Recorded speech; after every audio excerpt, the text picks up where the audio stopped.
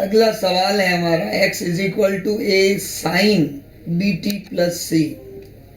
ए B और C निकालना हमको। x दूरी है, t समय है। तो मैंने लिखा है नीचे साइन थीटा जो है मात्रकहीन होता है, विमाहीन होता है। थीटा जो है उसका मात्रक रेडियन होता है लेकिन विमाहीन होता है। थीटा मतलब कोण, कोण बराबर होता है चाप बटे त्रिज्या। चाप लंबाई होती है, त्रिज्या भी लंबाई होती है, लंबाई लंबाई कट जाते हैं इसलिए विमाहीन होता है। लेकिन इसका मात्रक रेडियन माना गया है, ठीक है, इसलिए रेडियन लिखते हैं। और व्यवहारिक रूप से डिग्री भी लेते हैं जो आपने मैथ्स में पढ़ा होगा। अब हम आगे चलते हैं, ध्यान दें। अब साइन थीटा ध्यान से सुने तो एक बार में ही समझ में आ जाता है। हमने कहा साइन थीटा मात्रकहीन विमाहीन है, थीटा भी विमाहीन है, तो बी टी प्लस सी क्या है? थीटा ही तो है, थीटा ही तो है ये।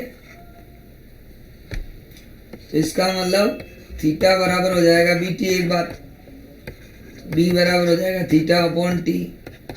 थीटा का मतलब रेडियन पर सेकेंड। वी में सूत्र निकालेंगे तो रेडियन का होता है 0, सेकेंड का होता है t, ऊपर जाएगा तो t -1 हो जाएगा। ये आ जाएगा वी में सूत्र, ठीक है, m0 l0 t -1। कोई बाद में जुड़ा हो इस तरह के लोग हाथ नहीं खड़ा करे भाई, सर मैं तो अभी जुड़ा हुआ हूँ वापिस बता दो, है ना, इस तरह का डिस्टर्बेंस नहीं करे पहले भाई। तो साइन थीटा मात्रकहीन होता है, विमाहीन होता है। तो अभी ऐसी कोई बात आई नहीं, हाथ खड़ा क्यों किया आपने? क्लास अभी चालू हुई है। थीटा रेडियन है और विमाहीन है। ये साइन थीटा थीटा हो गया ना, बीटा प्लस सी थीटा हो गया। तो क्या करेंगे, कल हमने पढ़ा था थीटा बराबर बीटा टी, तो ये थीटा ही तो है पूरा, तो ये भी थीटा होगा और ये भी थीटा होगा। सी भी थीटा के बराबर होगा और बी इंटू टी भी थीटा के बराबर होगा। तो बी बराबर आएगा थीटा अपॉन टी। थीटा है रेडियन में अपॉन सेकेंड। रेडियन का भी में सूत्र नहीं होता है, m0 l0 t0। सेकेंड का t1 ऊपर जाएगा तो t -1 हो जाएगा। तो इस तरह से b का निकल गया। अब c बराबर भी थीटा ही आएगा। c बराबर थीटा आ गया, इसका मतलब इसका मात्रक हो गया रेडियन और v में सूत्र हो जाएगा m0 l0 t0। c निकल गया। अब एक ही बात करें तो ये देखो, ये पूरा विमाहीन है। ध्यान से देखो, आप समझने के लिए मैं गोले कर रहा हूँ, आपको करो नहीं करो। साइन थीटा पूरा विमाहीन हो गया, मतलब इसकी कोई विमा नहीं है, तो x बराबर ए होगा।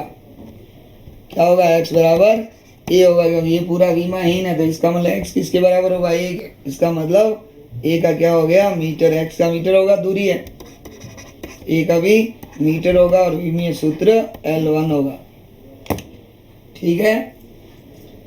अब जिनको समझ में आया उन लिख लो फटाफट स्क्रीनशॉट, जो भी लेना है। तो ज़्यादातर लोगों को समझ में आ गया होगा जो स्टार्टिंग से आ रहे हैं, और जिनको समझ में नहीं आया अब हाथ खड़ा कर सकते हैं। बीटी प्लस सी बराबर थीटा कैसे हुआ? ये साइन थीटा नहीं होता क्या? हाँ सर। तो थीटा ही हुआ, नहीं पूरा थीटा का। एक तरह से अपन लिखते हैं साइन थीटा, तो थीटा की जगह क्या है भाई? अपन साइन थीटा लिखते हैं ना, तो थीटा की जगह यहाँ पर क्या लिखा हुआ है? यहाँ पर ये पेन दिखाऊं, ये देखिए दिख रहा है, ये बीटा प्लस सी नहीं लिखा हुआ है। ये थीटा की जगह ही तो है। मतलब होता क्या, साइन के अंदर क्या आता है? थीटा ही तो आता है। और वहाँ थीटा की जगह यहाँ क्या लिखा हुआ है? बीटा प्लस सी, सॉरी बीटी प्लस सी। तो बीटी प्लस सी का मान किसके बराबर हुआ? हाँ, ऐसे। ए क्यों साथ में लेंगे? ये तो अलग है ना, साइन थीटा ये हो गया, ए साइन गुणा में है ना, ए को साथ में क्यों लेंगे? x बराबर ए साइन बीटा टी प्लस सी, तो बीटा टी प्लस सी हो गया हमारा थीटा। भाई साइन के अंदर जो भी चीज़ आएगी वो थीटा ही होगा ना, कौन होगा? तो उससे अपन ने बी और सी निकाल दिया। फिर ये जो साइन थीटा तो विमाहीन हो गया पूरा, तो इसकी विमा 0 हो गई। मतलब यूँ काट के समझा दूँ, ऐसे ही यूँ काट गया। तो इसका मतलब पीछे क्या बचा है? x बराबर ए, मात्रक के हिसाब से साइन थीटा तो विमाहीन है, इसकी विमा 0 हो गई। पीछे क्या बचा? ए, x बराबर ए। इसका मतलब ए की विमा x के बराबर हो जाएगी। ठीक है, ये पूरा विमाहीन है साइन थीटा, तो इसका मतलब एक्स की विमा ए के बराबर होगी। भाई एक्स बराबर ए इंटू ये, तो इसकी विमा है नहीं, तो इसका मतलब एक्स बराबर क्या होगा, ये एक्स मीटर में है तो ये मीटर में हो जाएगा, L1 हो जाएगा। और किसी को पूछना भाई, जल्दी पूछा है ना। अगला क्वेश्चन, y बराबर log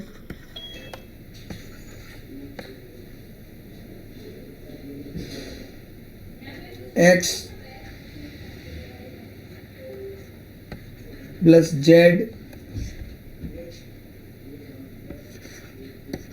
और ये t आ गया, कोई भी ऐसा समीकरण है। अब y है विस्थापन, t यहाँ पर समय नहीं है, हो ध्यान रखना, ऐसे नहीं कि मर्जी से समय मान लो। t हटा देता हूँ मैं, कुछ और लिख देता हूँ, कंफ्यूजन नहीं हो, कुछ भी लिख देता हूँ m। तो y बराबर m log x plus Z.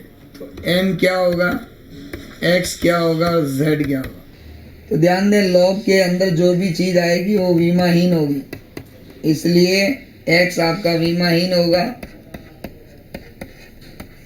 z भी आपका विमाहीन होगा। x प्लस जेड है ना, x भी विमाहीन z भी विमाहीन, क्योंकि समान विमा वाली राशियां जुड़ती है। x विमाहीन है तो z भी विमाहीन होगा। अब ये पूरा विमाहीन हो गया, जैसे अभी बताया था ना साइन थीटा, मतलब लॉग के अंदर कोई भी चीज आती है, जैसे मैं कुछ भी लिख देता हूँ log n, तो ये पूरा ही विमाहीन होगा और n भी विमाहीन होगी। जैसे बताया ना, साइन थीटा के अंदर जो थीटा होता है वो भी विमाहीन होता है और साइन थीटा खुद भी विमाहीन होता है। तो इसमें तो log जो है वो खुद भी ई होता है, आधार log का। नहीं पता है कोई बात नहीं, ऐसे लिखते हैं n, तो n खुद विमाहीन होगी और log n भी विमाहीन होगा और मात्रकहीन होगा। कोण में अलग चीज है, वो मात्रक रेडियन होता है, इनमें सब में यही होगा, मात्रकहीन और विमाहीन।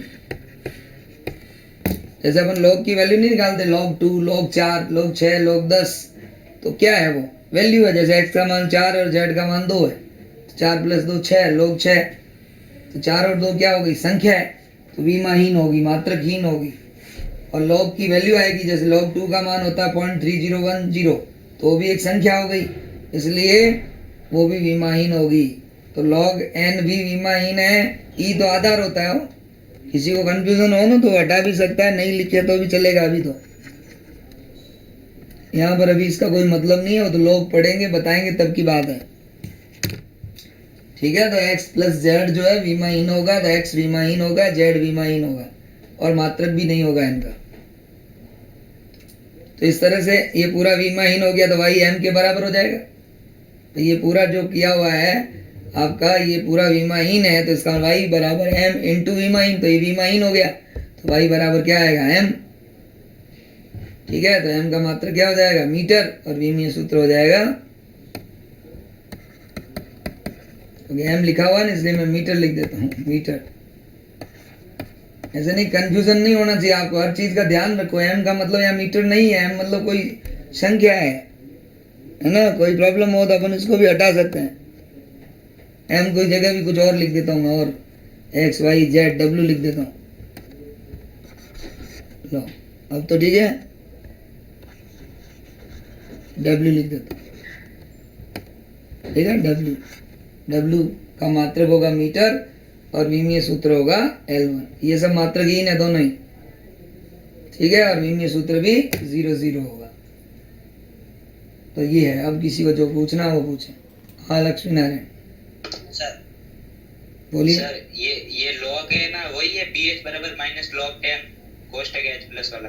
हाँ वही log है। सर आपने इसका मान कितना बताया सर, किसका, ये log का? वो अलग होता है, log 2 होता है ना, तो उसका मान होता है 0.3010। ठीक है, वो आधार 10 होता है, कभी आधार ई होता है तो उसका मान होता है 0.693। वो सब अलग चीजें हैं। ठीक है, वो जो बताएंगे ना मैथमेटिक्स तब बताएंगे स्पष्ट। आधी अधूरी बात कई चीजें नहीं भी बता सकते, क्योंकि वैल्यू हमेशा आपको जो याद होती है ना, बच्चों को या याद कराते हैं, वो log 10 होता है, मतलब आधार 10 होता है, आधार 10। अर्जुन, हाँ आदित्य, बेसिक मैथमेटिक्स कब कराएंगे? अरे यार अपने आप आ जाएगी, ये कोई क्वेश्चन थोड़ी है पूछने लायक। नहीं सर, ये ऐसे क्वेश्चन आते हैं लॉग वाले, उसमें सर तो कहाँ क्वेश्चन आया, कहाँ क्वेश्चन आया? अभी तो खाली लॉग का मतलब यही है कि बस वीमाहीन है, और कौन सा क्वेश्चन आया? सर इसके बारे में और आगे क्वेश्चन नहीं आएंगे क्या? नहीं आएंगे ना, जो पढ़ा रहा हूँ वही आएंगे बेटा। Okay sir. आगे क्वेश्चन क्यों आएंगे? अभी हम क्या निकाल रहे हैं? मात्रक और विमय, ठीक है ना? तो हम ये पढ़ रहे हैं कि भाई इस तरह का सवाल हो तो लॉग के अंदर कोई भी चीज आएगी वो विमाहीन होगी, लॉग खुद पूरा जो है वो भी एक विमाहीन है। बस इतना ही ध्यान रखना अभी, है ना बेटा? मेरे को सब पता है ना कि क्या करना है क्या नहीं पढ़ाना, ठीक है? आप चिंता मत करो, आपको जो पढ़ाया जा रहा है आप पढ़े आराम से, बस वो समझ में आना चाहिए। वो नहीं आए तो आप भले 4 बार पूछें, ठीक है बेटा? बिल्कुल सिंपल है, जो बताया जा रहा है वही आएगा, वही पढ़ना है आपको। आपको यहाँ ये चिंता नहीं करनी है, वो चिंता हमारी है। अगला क्वेश्चन है पावर का, जैसे P बराबर P नॉट E की power alpha Z upon K theta. P यहाँ दाब है, Z दूरी है, K आपका बोल्ट्जमान नियतांक है। नए लोगों को हो सकता है नहीं पता हो, पूरा जो शुरू से आ रहे हैं उनको पता है। P में सूत्र लिख देता हूँ मैं, ये होता है जूल बटा केल्विन होता है, केल्विन का K -1 होता है, ऊपर दूरी का L1 होता है। थीटा ताप है, ताप का होता है केल्विन। और इसको भी मैं हटा के कुछ और लिख देता हूँ, बीटा, या कुछ भी लिख सकता हूँ ऐसे, बीटा। तो बीटा अपॉन अल्फा क्या होगा ये हमें निकालना है, ये सवाल है। आप तो सवाल लिखें, फिर आपको एक एक चीज़ बताई जाएगी, फिर नहीं समझ में आए आप पूछ सकते हैं। सवाल लिखें आराम से, आपको पहले कुछ नहीं सोचना, जब हम बताएं पूरा तब आप आगे बोलें। ई की पावर कुछ भी हो, इसको मैं एक्स लिख रहा हूँ, ई की पावर एक्स, ई भी विमाहीन होगी और एक्स खुद भी विमाहीन होती है। अब ई क्या होता है? ई एक संख्या होती है, इसका मान होता है 2.718। ये जो प्राकृतिक गणनाएं होती है, प्राकृतिक गणनाओं का मतलब जैसे कोई चीज, जैसे आप नाभिकों के विखंडन या विघटन के बारे में समझते हो, रेडियो एक्टिविटी का नाम सुना हो, तो नाभिक जो है वो धीरे धीरे विघटित होते जाते हैं। अब उनको गणितीय रूप में लिखते हैं तो वहाँ लॉग वोग आता है, तो लॉग में आधार वहां पर आता है ई। ई एक प्राकृतिक संख्या, नेचुरल है, मतलब प्रकृति में होने वाली जो घटनाएं होती है उनको जब गणितीय रूप में लिखा जाता है तो वहां पर इस संख्या का उपयोग होता है मैथ्स में। ये ई है, 2.718 इस संख्या की वैल्यू होती है।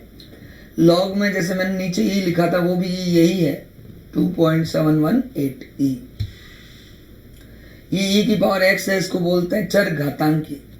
चर मतलब एक्स वेरिएबल होता है, चर होता है, और घात में है ना तो इसको बोलते हैं चर घातांकी। तो अभी तो हमको केवल इतना ही समझना कि ई की पावर एक्स में कुछ भी चीज है तो ई की पावर एक्स खुद विमाहीन होगा और एक्स भी विमाहीन होगा। तो फिर हमको बीटा और अल्फा निकालना है, ठीक है? 2 मिनट में रुक रहा हूं, कितने लोग देखते हैं कर पाते हैं अपने आप हिंट देने से। आपको क्या करना है, सबसे पहले अल्फा इंटू जेड अपॉन के थीटा, एक्स की जगह क्या दिया हुआ है, अल्फा जेड अपॉन के थीटा इज इक्वल टू विमाहीन लिख दो। तो अल्फा बराबर आ जाएगा के theta upon Z, alpha Z के थीटा बराबर विमाहीन, तो उधर ले जाएंगे के थीटा को, अपॉन जेड आ जाएगा नीचे, फिर सबके वी में सूत्र रख दो तो अल्फा का आ गया। फिर ई की पावर ये जो पूरा है ये खुद विमाहीन है, इसका मतलब पी किसके बराबर हो जाएगा, बीटा के। भाई ये पूरा विमाहीन अभी बताया था, तो ये विमाहीन होगा तो पी का मान किसके बराबर हो जाएगा, सॉरी पी बराबर बीटा, और पी का होता है m1 l-1 t-2, ठीक है? और जिनसे नहीं होगा वो बैठे रहो, आराम से सोचो। दूसरे लोग करो देखे फटाफट, कितने लोग करते हैं देखते हैं, हाथ खड़ा करो, फिर करके सवाल लिखें, समझे बात को कि ये अल्फा जेड अपॉन के थीटा जो है वो ई की पावर है और ये अभी हमेशा एक संख्या होगी, इसलिए अल्फा जेड अपॉन के थीटा विमाहीन होगा। तो अल्फा बराबर हो जाएगा के थीटा अपॉन जेड। वी में सूत्र रखेंगे के थीटा अपॉन जेड का, तो अल्फा हमारे पास आ जाएगा m1 L1 t माइनस 2 आएगा। मेरे हिसाब से अल्फा आएगा m1 L1 t माइनस 2, और बीटा तो p के बराबर हो जाएगा, क्योंकि ये जो मैंने डॉट डॉट करके बताया ये पूरा विमाहीन है। तो p की विमा बराबर इसकी विमा इंटू इसकी विमा 0 है, तो p की विमा बराबर बीटा की विमा इंटू इसकी विमा, ये तो विमाहीन है, तो p की विमा बीटा के बराबर हो जाएगी। करें देखो कितने लोग करते हैं। अर्जुन जहांगीर ने कर लिया है, तो देख बीटा का तो यही आएगा बेटा, p के बराबर m1 L-1 t minus 2, alpha का आएगा m1 L1 t माइनस 2। मेरे हिसाब से भाग देंगे तो आ जाएगा l की पावर माइनस 2। ठीक है, और लोगों को हाथ खड़े करने दो अभी, है ना, कितने लोग करते हैं। l की पावर माइनस 2 आना चाहिए। 4 लोगों ने हाथ खड़ा किया अभी तक। फटाफट करे भाई, इतना टाइम नहीं लगना चाहिए। ठीक है, अब हल करते हैं। 37 लोगों ने हाथ खड़ा किया है, 38। अब मैं हल करता हूँ, आप चेक कर ले भाई किन्होंने किया, ये भी देख लेता हूँ मैं। तो एक एक से पूछना संभव नहीं है, आगे चल के बताते हैं। अल्फा जेड चेक करें, फिर कुछ पूछना हो तो विमाहीन होगा। अल्फा बराबर आएगा के into theta upon z into विमाहीन। तो भले आप लिखो भले मत लिखो, के की के मतलब बोल्ट्जमान नियतांक दिया हुआ है हमको, थीटा ताप है, केल्विन, जेड है दूरी, कट जाएगा, L2 से L1 कटेगा, L1 बचेगा, ये आएगा m1 L1 t माइनस 2 बल के बराबर होता है। ये है अल्फा। अब यहाँ इसमें यहाँ तक किसी को कोई डाउट हो तो बोले भाई, नए पुराने जिसने किया नहीं किया वो सब बोले। अब वही लोग हाथ खड़े करें जो जिनको ये समझ में नहीं आ रहा है। पहले उन लोगों ने हाथ खड़े किए जिन्होंने कर लिया था, बहुत अच्छी बात, बहुत अच्छा लगा कि आप लोग समझ पा रहे हैं। अरे यार तू रुक, क्या समझ में नहीं आया बोल। मैंने कहा कि e की पावर x विमाहीन होता है, और x खुद भी विमाहीन होता है, क्योंकि e की पावर होती है, पावर एक संख्या होती है, और संख्या का कोई मात्रक नहीं होता, कोई विमा नहीं होती।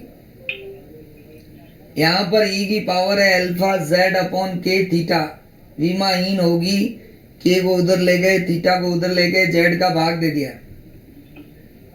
के की विमा लिख दी, थीटा की लिख दी और जेड की लिख दी।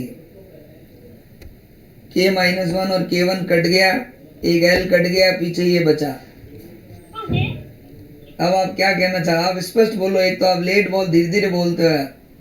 सर ये अल्फा जेड बटे के थीटा ये विमाहीन था, इसलिए ये पक्षांतरण किया गया। हाँ, नहीं विमाहीन हो चाहे नहीं, भाई विमाहीन है चाहे नहीं भी हो, इसकी कोई विमा होती ना तो भी पक्षांतरण तो कर ही सकते ना, अपन गणित के हिसाब से गणित तो लगेगी ना।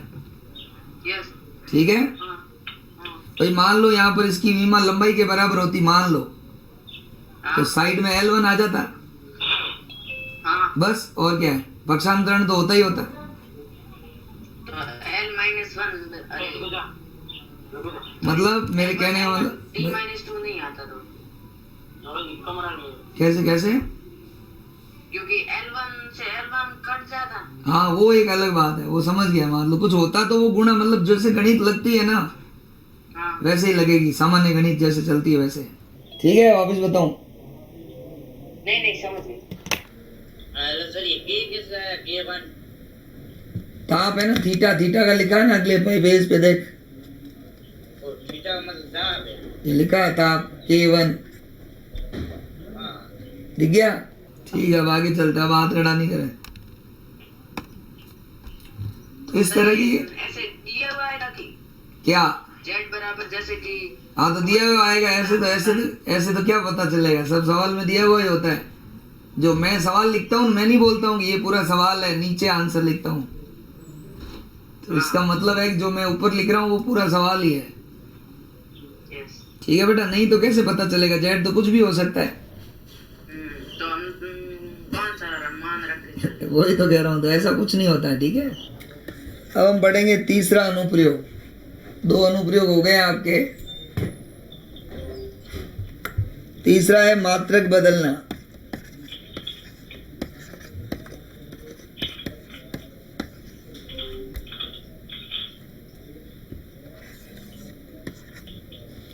जैसे मान लो देखो 20 किलोग्राम द्रव्यमान है तो उसको हम 20,000 ग्राम लिख सकते हैं। तो मात्रक किलोग्राम था, अब मात्रक ग्राम हो गया, तो वैल्यू भी चेंज हो गई, 20 की जगह 20,000 आ गया। तो 20 को बोलते हैं न्यूमेरिकल वैल्यू N1, केजी को बोलते हैं मात्रक U1 U2 यूनिट। 20,000 है N2 और ग्राम को बोलेंगे U2। मतलब 20 केजी बराबर 20,000 ग्राम, ये तो हमको पता ही है।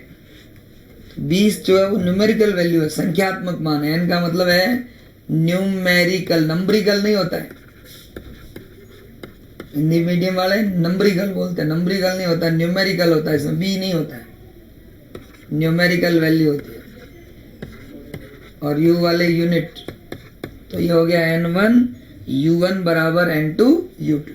मतलब मात्रक बदलेंगे तो संख्यात्मक मान बदल जाएगा, लेकिन N1 U1 बराबर क्या रहेगा, N2 U2। इसका मतलब N इंटू U का जो गुणा है वो क्या रहेगा, नियतांक, कांस्टेंट, कुछ भी लिख सकते हैं। इसका मतलब N बराबर क्या हो जाएगा, नियतांक अपॉन U। नियतांक को हटा दें तो क्या आएगा, समानुपाती, N समानुपाती 1/U। इसका मतलब हो गया कि U बड़ा होगा तो N छोटा होगा। U केजी बड़ा मात्रक है तो N संख्या छोटी है 20। अब मात्रक छोटा हो गया ग्राम, तो वैल्यू बड़ी हो गई 20,000। तो इसका मतलब N समानुपाती क्या होता है, 1/U। एग्जाम में आया हुआ, संख्यात्मक मान और मात्रक एक दूसरे के व्युत्क्रमानुपाती होते हैं। मात्रक यदि बढ़ेगा, मतलब बड़ा मात्रक लेंगे, ग्राम से किलोग्राम जाएंगे, तो संख्यात्मक मान छोटा हो जाएगा, 20,000 से 20 हो जाएगा। लिखें इतना, फिर आगे बताते हैं। सर सर वो NU बराबर नियतांक के बाद में क्या लिखा हुआ है, कांस्टेंट, CONST, मतलब इंग्लिश में लिखे हैं तो कांस्टेंट। मात्रक बदलना 20 किलोग्राम है, इसको हमने लिखा किलोग्राम की जगह ग्राम, तो वैल्यू हो गई 20,000। मात्रक बदलना कैसे बदलते हैं उसको पहले सिखाने की कोशिश कर रहे हैं। जिस चीज़ के बारे में हमको पता है वही एग्जाम्पल हमने लिया है। किसी वस्तु का द्रव्यमान 20 किलोग्राम है, उसको हम 20,000 ग्राम लिख सकते हैं।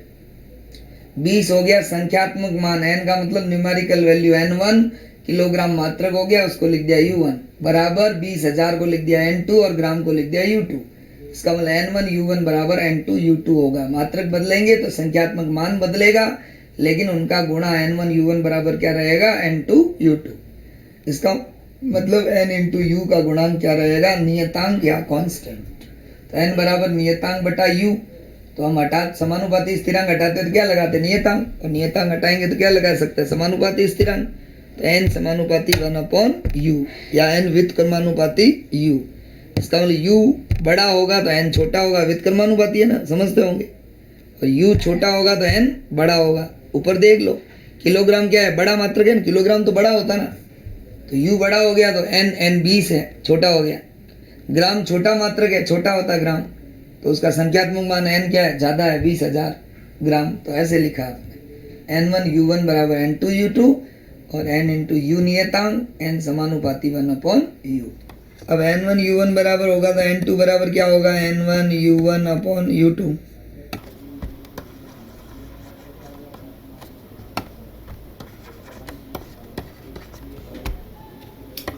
N1 है, U1 को मैं ऐसे लिख रहा हूं, अभी समझाऊंगा मैं आपको। जैसे कोई भी भौतिक राशि होगी जिसका मात्रक हमको चेंज करना है, तो उसका विमीय सूत्र होगा m की पावर a, l की पावर b और t की पावर c। अब U1 उसका मात्रक है, तो कौन सी पद्धति होगी, उस हिसाब से मास को किस में लिखा जाएगा, उसको मैंने लिख दिया M1। m की s होगी तो यहाँ किलोग्राम लिख देंगे, लंबाई को मीटर लिख देंगे, समय को सेकंड लिख देंगे। CGS होगी तो इसकी जगह ग्राम लिख देंगे, सेंटीमीटर लिख देंगे और सेकंड लिख देंगे। इसी तरह से U2 है, उसको भी हम यही लिखेंगे M2A, L2A और सॉरी A नहीं B और T2C। ये मात्रक है। भौतिक राशि तो वही होगी, जैसे हम बल है तो बल का मात्रक MKS में है, उसको CGS में बदलना है। तो MKS में पहला मात्रक U1 MKS में, तो यहाँ MKS आ जाएगा, किलोग्राम मीटर सेकंड। बल है तो M1 L1 T-2 आ जाएगा, यहाँ भी M1 L1 T-2 आएगा। CGS में बदलना है तो यहाँ ग्राम सेंटीमीटर और सेकंड आएगा। तो अभी सवाल करेंगे तब पता चलेगा, इसलिए मैं कह रहा हूँ कि इसको ऐसे लिखा है हमने। तो तुम्हारे दिमाग में सवाल आएगा कि इसको ये क्या लिखा है, इसका क्या मतलब है। इसका मतलब है कि U1 को अपन इस रूप में लिखा है, जैसे बल आएगा तो किलोग्राम इंटू मीटर बटा सेकेंड स्क्वायर, तो यहाँ लिख दूंगा किलोग्राम की पावर 1, मीटर की पावर 1, सेकेंड की पावर -2, ऐसे बदलना किसमें उस हिसाब से यहाँ आ जाएगा। तो अभी बताते हैं ना बेटा, पूरा जब करेंगे ना एक क्वेश्चन उदाहरण लेंगे तब समझ में आएगा पूरा। अभी हम सूत्र बना रहे हैं। अभी m1 अपॉन m2 एक साथ लिख सकते हैं अपन की power a, L1 upon L2 की पावर b एक साथ लिख सकते हैं, और T1 अपॉन T2 की पावर c एक साथ लिख सकते हैं। ये फॉर्मूला है n2 निकालने का। मतलब n1 दिया हुआ होगा एक मात्रक में वैल्यू, जैसे 20 न्यूटन है तो 20 दिया हुआ है, और न्यूटन होता है MKS पद्धति में, तो यहाँ MKS लिख देंगे। बदलना किसमें, डाइन में, तो यहाँ पर CGS आ जाएगी और वैल्यू आ जाएगी हमारे पास। अभी करके बताते हैं ना बेटा, एकदम पूरा समझ में नहीं आएगा, और नए लोग हैं वो तो कहेंगे न्यूटन क्या है, डाइन क्या है, कुछ भी समझ सकते हैं। तो अभी सवाल करते हैं, अभी पता चलेगा, आप इतना लिखें। तो दाब का मात्रक क्या होता है? Newton upon metre square. दाब का? हाँ, अब इसका एग्जाम्पल लेंगे तब पता चलेगा। जैसे अपने को दिया हुआ 20 न्यूटन को डाइन में बदलना है, डाइन मतलब डी डाइन। तो न्यूटन जो होता है इसका मतलब होता है किलोग्राम इंटू मीटर बटा सेकेंड स्क्वायर, बता चुका हूँ पहले जिनको स्टार्टिंग से पढ़ा रहे हैं। डाइन का मतलब होता है ग्राम इंटू सेंटीमीटर बटा सेकेंड स्क्वायर। इसका मतलब n1 हमको दिया हुआ 20, U1 जो है वो MKS पद्धति में आएगा और U2 CGS में आएगा, और n2 हमको निकालना है। न्यूटन और डाइन ये सब किसके मात्रक है, बल के। तो बल का विमीय सूत्र हमको आना चाहिए m1 L1 T-2।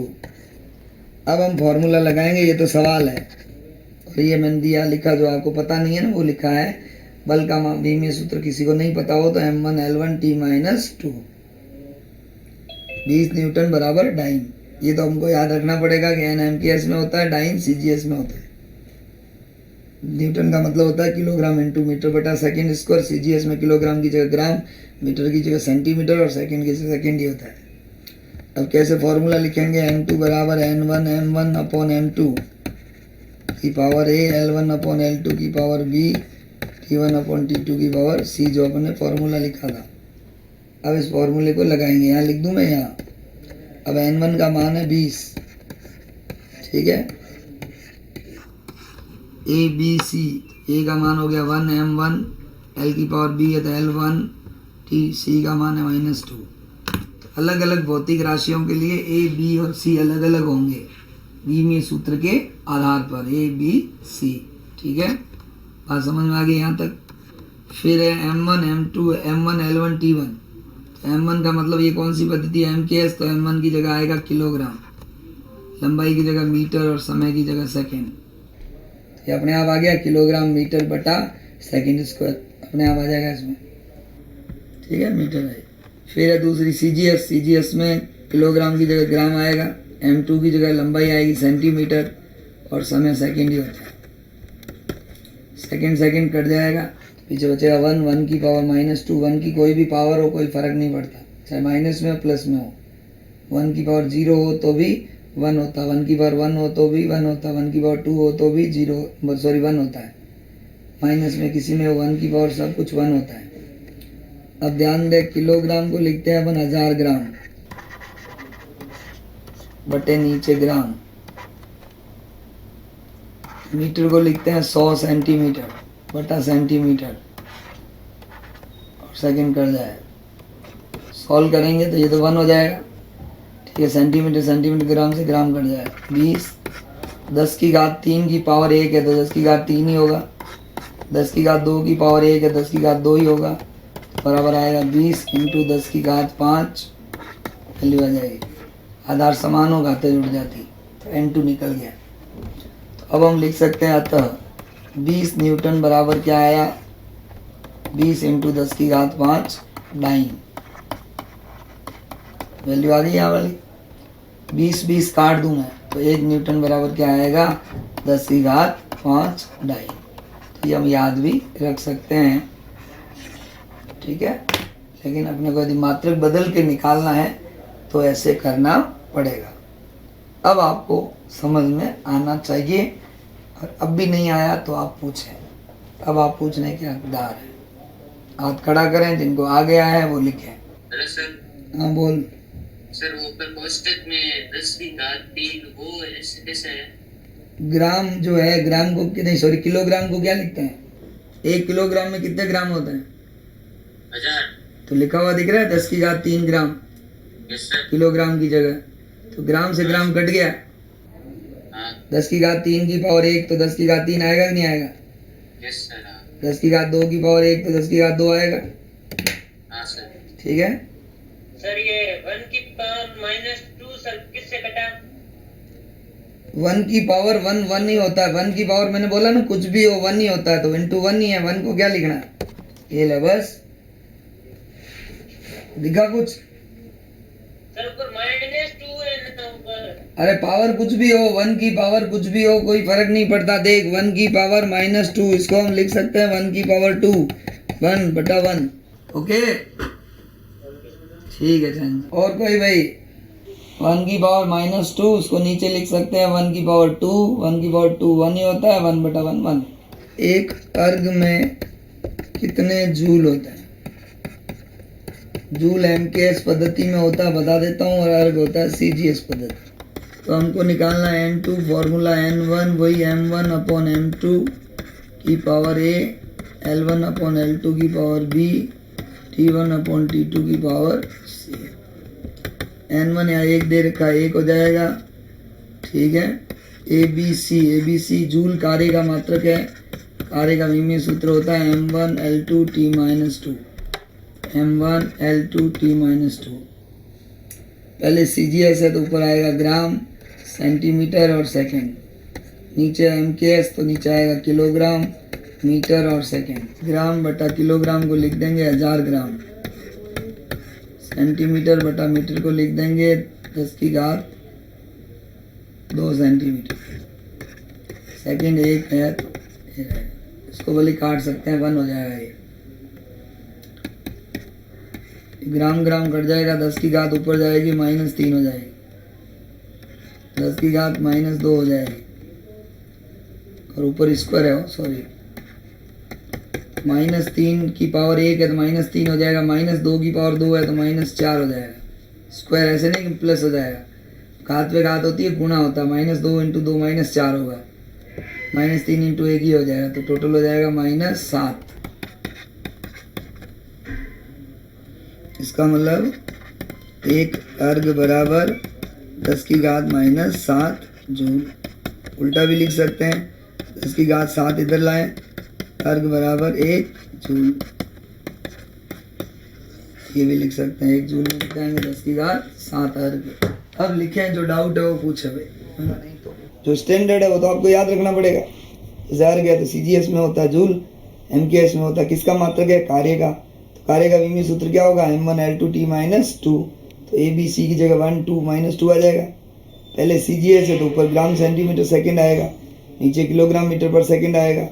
10 की घात 3 ऊपर जाएगा -3, 2 ऊपर जाएगा -2, इसमें घात 2/2 है तो -4, -3 और -4 गुणा नहीं होंगे, 10 है आधा है तो घातें जुड़ेगी, -7 हो जाएगी। एक अर्ग बराबर 10 की घात -7 जूल। तो 1 जूल बराबर 10 की घात -7 को उधर ले जाएंगे दूसरी साइड तो +7 हो जाएगी। ठीक है। फिर भी कोई डाउट है तो बड़े पूछो आराम से। सर ये लास्ट में समझ नहीं आया, 10 की घात +7 कैसे हुई? जैसे एक अर्ग बराबर -7 समझ में आ गया यहाँ तक? -7 को इधर नहीं ला सकते पक्षांतरण करके, दूसरी साइड इधर, तो +7 नहीं होती है। बताता हूँ, अभी बताता हूँ। एक अर्ग माते बराबर आयो 10 की घात -7 जूल। ठीक है। 10 की घात -7 ने अटे नीचे लाओ यूं तो लारे अटे 1 जूल बच जावेला। -7 ने ऊपर लिखा ला था प्लस हो जावेला, नहीं होगा। हमें समझ में आयो? Thank you. वेलकम। हमेशा दिए हुए होते हैं, नहीं तो मात्रक पूरा लिखा हुआ होता है। आप गाइड सोल्व करोगे ना बेटा तो आपको सब पता चल जाएगा कि क्वेश्चन में क्या आता है क्या नहीं आता। ठीक है। क्योंकि जो चीज़ जैसे अब अर्ग है तो अर्ग तो फेमस है, सीजीएस में ही होता है। डाइन फेमस है, सीजीएस में ही होता है, ठीक है। और दूसरे सब में दिया हुआ होगा। सर ये बीमा है जो ज्ञात करना है उसकी लगती है। हाँ उसी की लगेगी, जैसे कार्य है, जूल किसका मात्रक है, कार्य का, तो कार्य की लगेगी। बस करें हम।